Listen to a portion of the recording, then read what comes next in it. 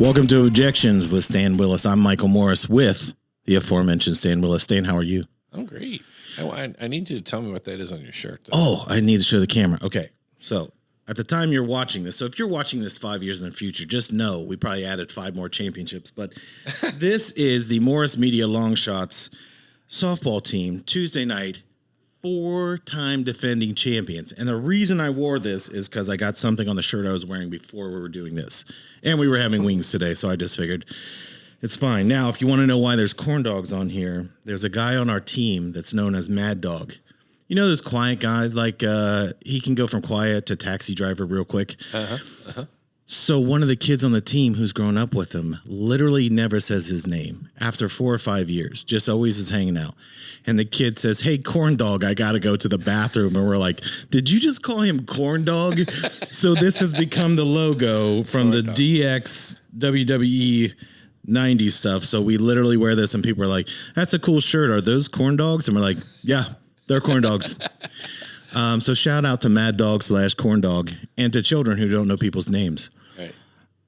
So I'm going to give you your option today. I've done a lot of extensive research. So your options are you can break down everything that's going on in Afghanistan, or we can talk about Governor Cuomo and the Me Too movement. You tell me which one you want.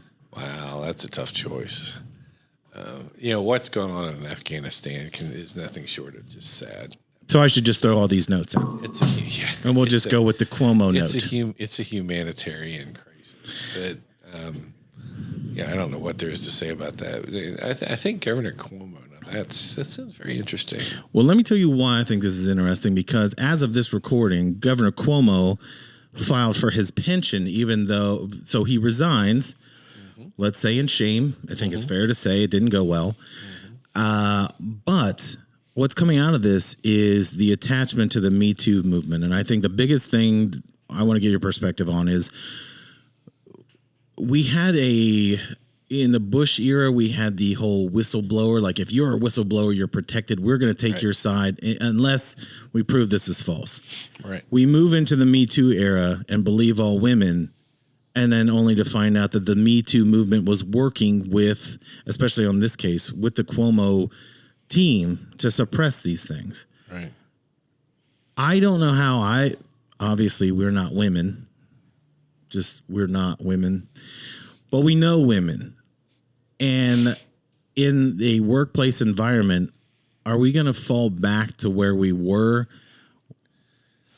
Well, I kind of hope not.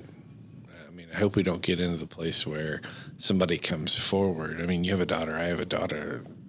I have 2 daughters. But you only care about the one. Is that fair? But who knows which one it is. That's right. We're not going to say which one. So now they'll compete for your affections. Maybe that'll work.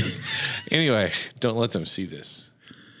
Oh, yeah, Maggie. Hi. I'd just like to point out you didn't even mention your wife. He didn't care about his wife. I did mention my wife. You just weren't listening. I said I had a wife. I only listen to the things I'm saying because the things I'm saying are really good. Anyway, so you have 2 daughters and I have 1. Right. So the last thing that I want is for them to be, going into a work world where they can be harassed and intimidated and potentially even raped or something, and nobody believes them when they come forward. That's the last thing you want. I really kind of hope that we don't get back to a situation where the victim is on trial more than the person who's the perpetrator. But certainly the attachment to Mr. Cuomo is problematic, I think, for that particular movement. It seems it just seems interesting how they can pick and choose which people we want to pile on and which people we don't want to pile on. Right. I mean, there have been allegations about several very prominent people in Washington, D.C. right now, and nobody seems to care about that. Nate, who's recording this, has a couple shady things, but we don't put him on camera for that reason. No, we try not to. You're welcome. Sorry, Nate, for the abuse. It's his fault. He showed up. He did show up. Yeah, but you know, the move, that particular movement is not. I mean, what I'm more concerned about is I want to see that people are treated fairly in their work environment, and people are treated with respect when they come forward with allegations.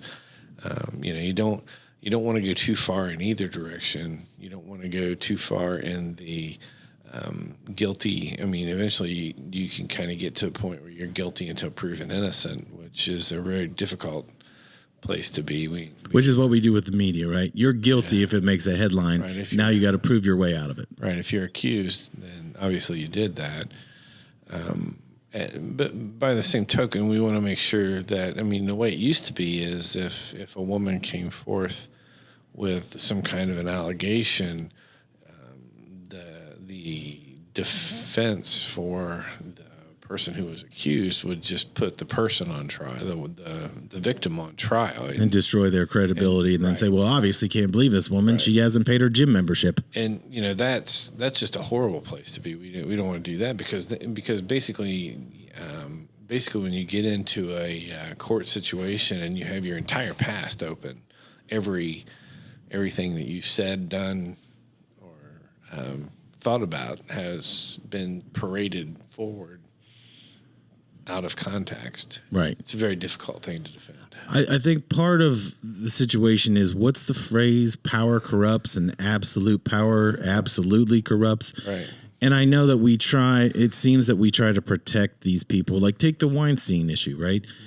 I remember comedians in the early 90s making jokes at the Oscars and things like that no one watches anymore about Harvey Weinstein. And I didn't know who Harvey Weinstein was. So it was almost like people were kind of testing the waters, like, can we really say this? Mm-hmm. Then when everything comes out and you find out all the people that are complicit, like, say you knew the rumor, and you're still there's pictures of celebrities introducing young up and coming stars to him. And it's like they're almost feeding this predator, but that guy's making bank for Hollywood, so let's leave him alone. Mm-hmm. Do you think that we just cut these guys' throat at a certain point when it's like you're no longer useful to our cause? Certainly seems that way, doesn't it? I mean, it certainly seems that the people who are actually pursued, it seems very selective. It doesn't seem like it's everybody that has an accusation is being pursued at this level. It seems that it's just the select few that are pursued. It's almost like we put up with it to a point, as long as you can produce revenue or something that we like. Right. It appears that way sometimes. And, you know, of course, the thing that you would like to see is that we have the same standard that we're going to apply to everybody. We're going to pursue things the same way against every person that's accused. We're going to treat every person who's an alleged victim the same way. We're not going to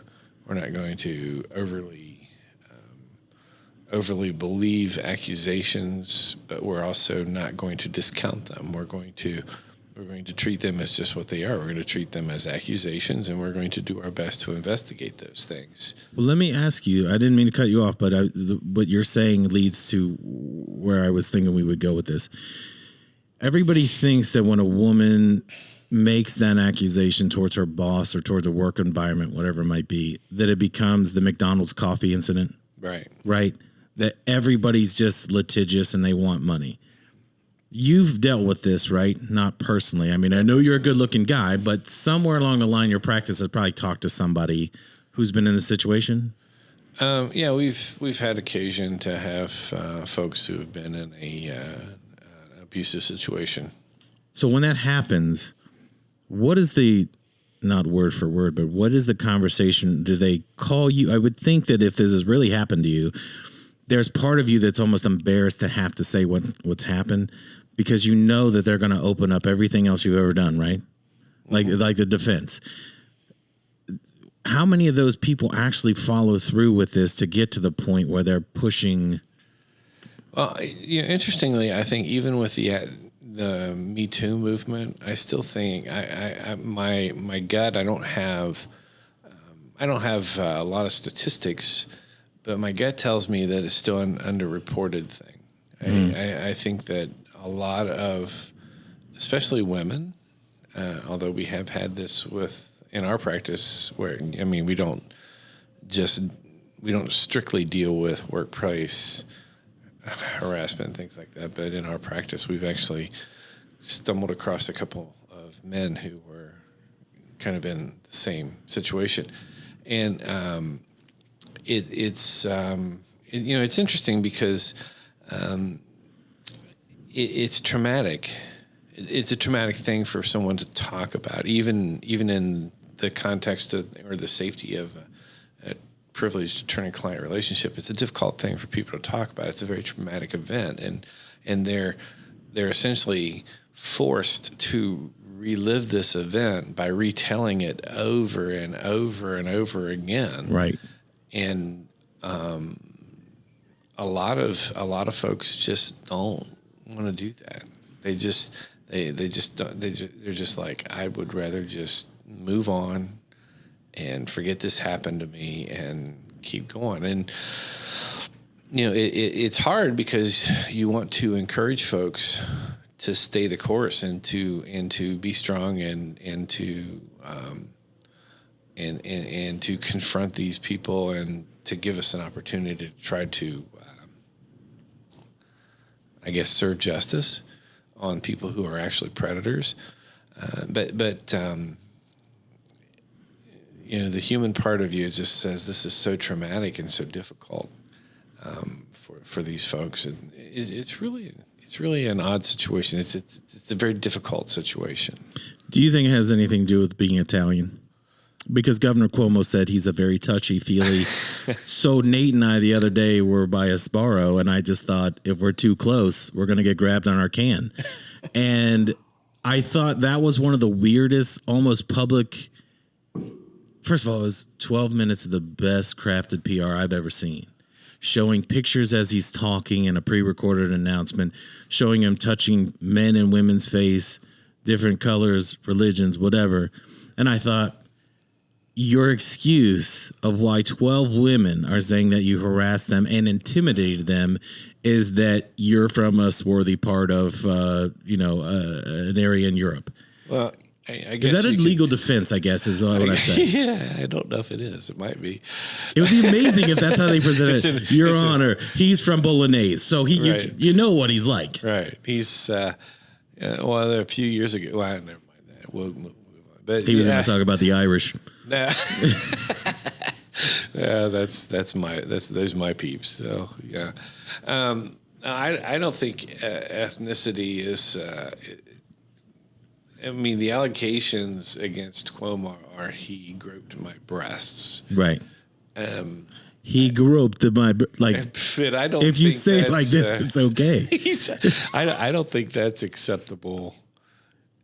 In most cultures, I guess, if you came from a culture where breast groping was somehow a standard greeting, then you might be given a pass. That's more of a New Jersey thing. So it's still a regional dialect, but I think that's what you're supposed to do there. But I don't think that passes muster as a defense, saying that culturally this is just how I am. When he's not a small fella, right? He's not like I'm trying to remember that guy that ran for the guy's about this tall. He's a senator, and I just thought if that guy was at 5'6" as harassing a woman, okay, I understand that. But if you see these pictures, he is taking up a lot of space on these people, and it's like he's boxed them in. Right. And I just thought, I wouldn't like that as a human being. I can't imagine these women are like, this is completely fine. Well, if you carry the cultural defense out to its logical conclusion, you start, well, in my country, we solve things by dueling. So it should be okay here for us to just pace off. Are you saying that we should settle this in a duel? Because if you're giving a legal, if you're saying legally we can duel, I think that's going to solve a lot of problems. Well, maybe I should get my glove and smack you. But aside from all, we're going to have a good joust. But yeah, I don't think you can. don't think that you can carry the cultural defense. It almost too is far. like the It's guy just said, like, I this is- could not have shot them because I'm blind in one eye. Right. Right. So it's kind of like, that doesn't even, I don't even understand what you're saying. What I would challenge is that we went through, I would say, a good 4-year period where I don't care if you're on Twitter, Facebook, all of these celebrities who we just love what they have to say are saying all these instances where they had this happen to them, blah, blah, blah. I understand that. And I'm not saying it's right. But I also see them in pictures with people that are known to be serial harassers. Right. And they've defended these people. And now when you see a Stephen Colbert or what's that guy's name? I want to call him Joaquin Noah, but that guy's funnier. Trevor Noah. Trevor Noah, right. They were Cuomo-sexuals, right? Yeah. That's what they were literally calling themselves. And now they're making jokes at his expense, almost like they didn't know. So you're pushing this guy. I mean, this guy won an Emmy. Mm-hmm. If this show doesn't win an Emmy because we didn't touch somebody inappropriately, I'm going to be pissed. You've heard this, whoever's voting on that. But that's where I find it odd that we prop these people up and now we don't need them. Right. Right. So it's okay now. I mean, it's fun to jump on the bandwagon, and I think that just, I mean, for guys like Colbert and Trevor Noah, I mean, they're supposed to be they're supposed to be making fun of everybody, right? They're supposed to be criticizing everybody. Their deal is to be antagonistic to everybody who's in power in a funny way, because that's how we make money. So when you see those kinds of folks start to jump on the bandwagon of somebody and really support them in almost, it just kind of makes me think, what happened to you? You know what I mean? This is how big is the check that you've sold your soul I mean, for? why? I mean, it almost feels that way. I mean, it feels like, one of the things that I used to watch The Daily Show occasionally. You know?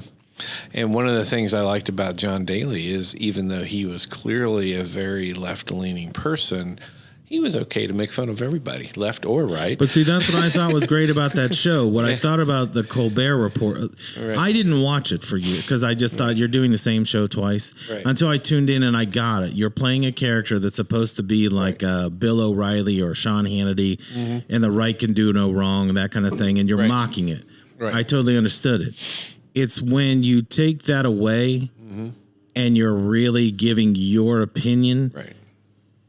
That's where I'm losing respect, because again, if you only see fault on one side, you're wrong. Like you and I are strictly down the middle, right? Pretty close. For the most part. I'm pretty much a middle kind of guy. Because I see fault in both sides and we should make fun of both sides. But now in the culture, if you make fun of one side, they'll censor you for it. Right? Right.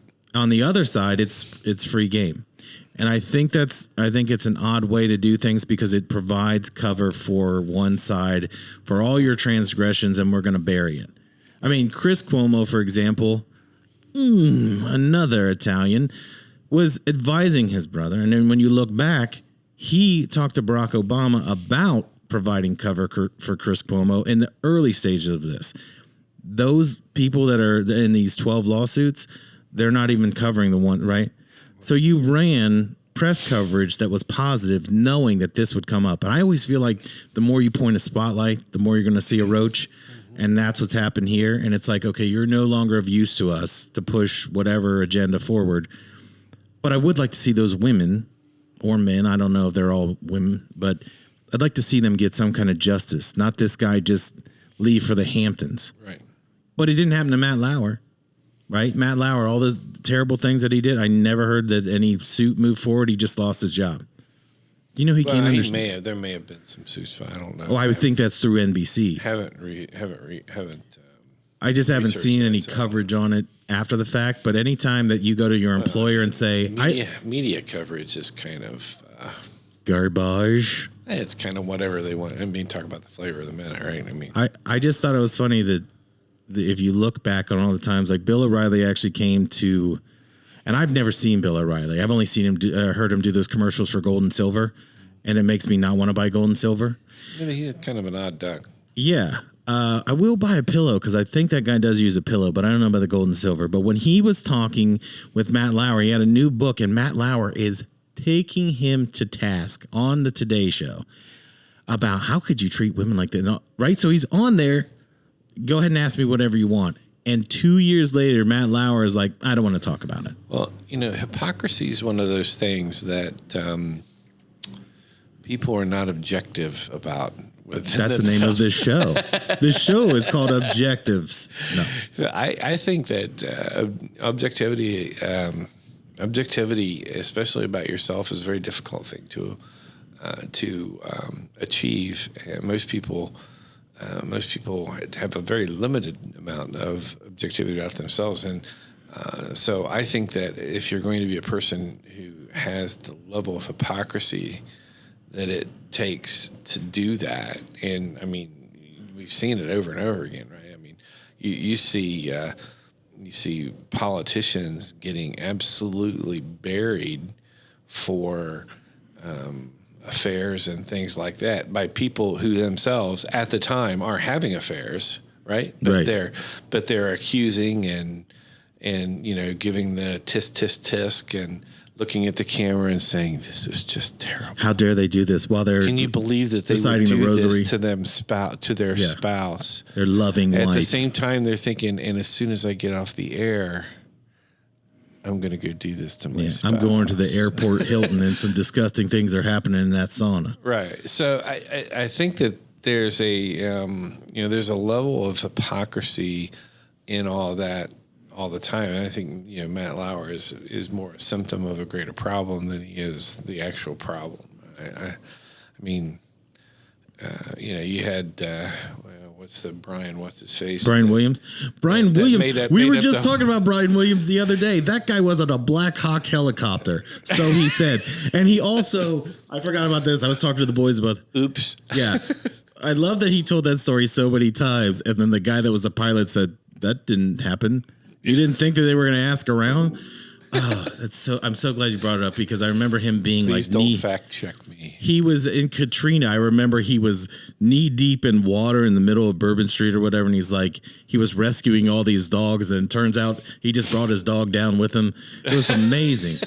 But the only penance that he had to pay was that he had to do the 11 o'clock news on MSNBC. He just couldn't be on NBC News anymore.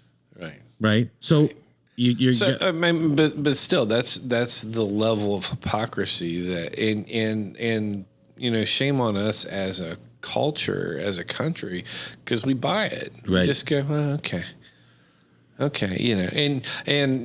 it's roughly half the country because with Brian Williams, the half on the left are like, we have to forgive him. It's okay. And he didn't mean it. People on the right are like, oh, bury him. But then when you have Bill O'Reilly, you have the people on the right going, it wasn't that big a deal. You have the people on the left going, no, bury him. I mean, it's just kind of what it's kind of what we do as a culture. I think that we defer to whatever we think is right. Like, obviously you have a bias and you're going to pick the side that this makes the most sense to me. I would prefer to see these people, if you've got pitchforks out, go after everybody.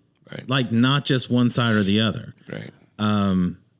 Something we've never really talked about this issue when we're snoodling together, but your opinion if... I don't think I've ever snoodled.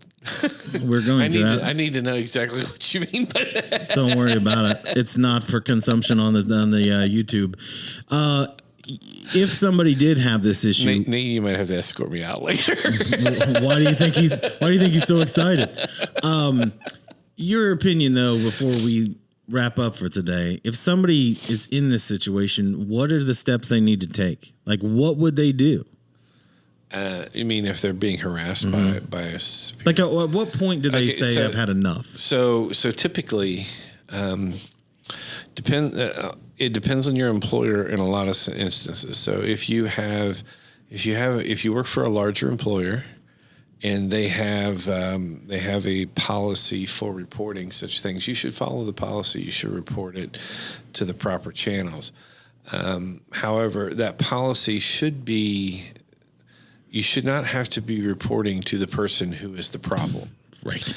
Many times policies are written that way. So if you find a policy that says you have to report this to your immediate supervisor, who happens to be the person who is harassing you, then it's probably not a great idea to go directly to that person. And in that case, you probably want to seek out somebody else in management to report to. And most companies, especially larger companies, will have kind of channels for this kind of thing. I know in our company we have made opportunities for people to go to, like we have 2 female partners who would be more than happy to listen to an employee who was having some kind of a situation like that if it were to be occurring. So the first thing is if your company has a policy and it's a policy that doesn't require you to report to the person who's harassing you, then do that. If you're in a situation, and I know there are a lot of companies out there that just kind of have this whole atmosphere that kind of engenders this kind of a situation. And if you're in a situation like that, I would say seek counsel from an attorney who does this kind of law, and have them kind of guide you through the steps that you need to follow in order to report and to handle the things that need to be handled. Because sometimes the repercussions from reporting, sometimes you report it and then they find a reason to fire you, right?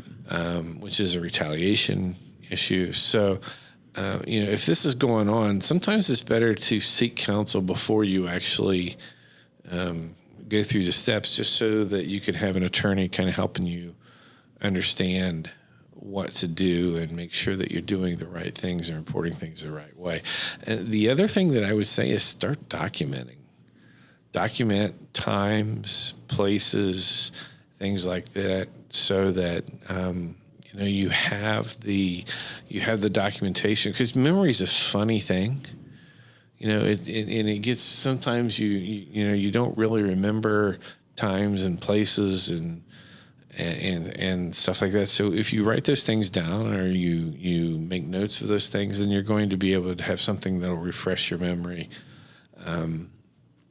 so that you're not saying the wrong thing. Because if you're in a deposition, for instance, and you throw out the wrong date, and they say, "Well, I was in Colorado on that date," so that's your gloves don't fit. Right. Obviously, it doesn't work because you don't remember it correctly. So, start making some documentation if the harassment thing is happening to you. And then the other thing, if you're in the situation, if you're being harassed, if you're being abused in your work environment, whether you're female or male, if this is happening to you, come forward.